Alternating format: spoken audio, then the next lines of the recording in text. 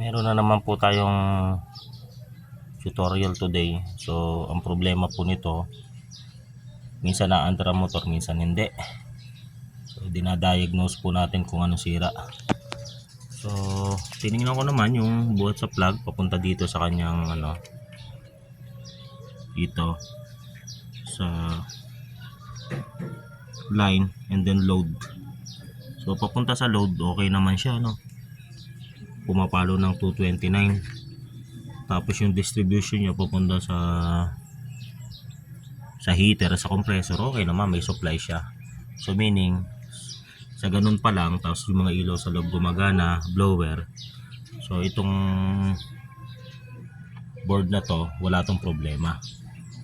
Kaso ang nangyayari nga is tumitigil. So ang possible na sira nito, itong kanyang board na nakakonekta sa kanyang compressor, So ito ang ating inoobserbahan. So ngayon, sinaksak ko to, gumagana naman yung unit, Sinubukan ko magpalit ng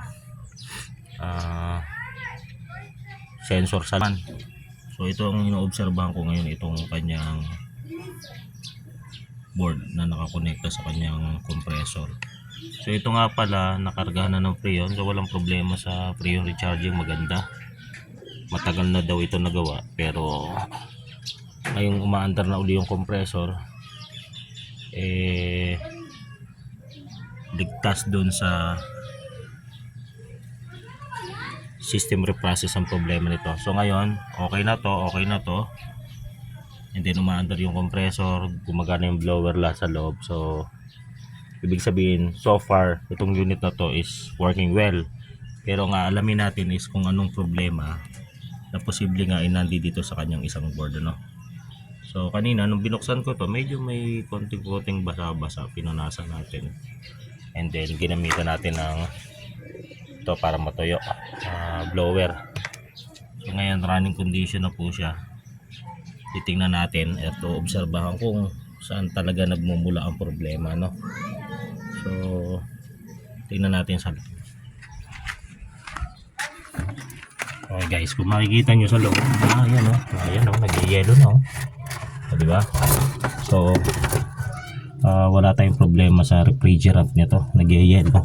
And then ang blower, gumagana lang naman ang blower pag pinindot. So kung mapapansin nyo, ayan, gumagana naman yung blower, pagka inipit natin, gumagana. So ibig sabihin, all components are working.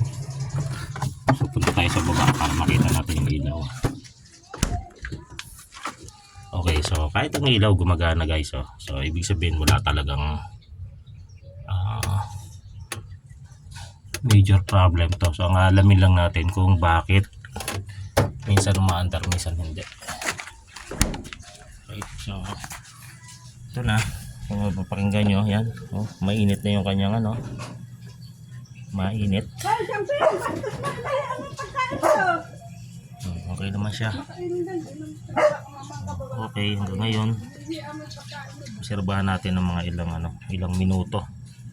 So guys, babalitaan ko kayo. So sa ganito, pag ganito ang issue, ayaw umandar yung inyong inverter refrigerator.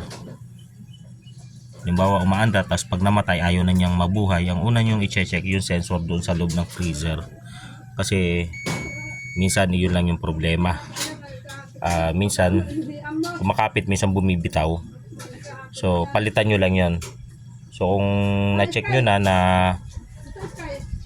bago na yung sensor nyo, napalitan nyo na, and then nakaka-experience pa kayo ng ganong pagtigil uli, syempre buksan nyo na yung mga board nya. So ito, walang problema kasi nga buhat sa pag-check natin, galing dito, buhat sa plug, papunta dito sa load, dito sa